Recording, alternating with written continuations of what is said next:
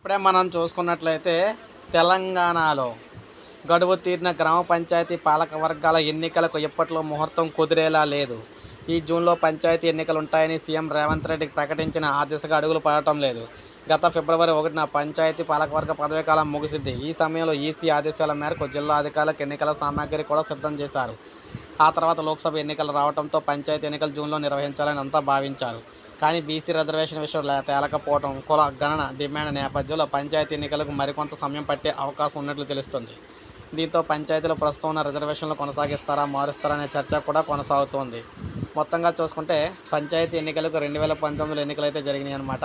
ఇప్పుడు వచ్చి మళ్ళీ లేవు. అయితే ఇప్పుడు మనకి ఆల్రెడీ టైం అయితే అయిపోయింది. మరి పంచాయతీ ఎన్నికలకు సంబంధించి ఎప్పుడు పెడతారని చూసుకున్నట్లయితే మ్యాక్సిమం మనకు చూసుకున్నట్లయితే పంచాయతీ ఎన్నికలు అనేవి జూలైలో జరిగే అవకాశాలు అయితే ఉన్నాయని చెప్తున్నారు. సో జూలైలో జరిగే అవకాశాలు అంటే నోటిఫికేషన్ అయితే వచ్చే అవకాశం అయితే ఉందని చెప్తున్నారు అన్నమాట. సో ఇది తెలంగాణలో పంచాయతీ ఎన్నికలకు సంబంధించి. ఒక లైక్ చేయండి, సబ్స్క్రైబ్ చేసుకోవద్దు, మన ఛానల్ సబ్స్క్రైబ్ చేసుకొని ఫాలో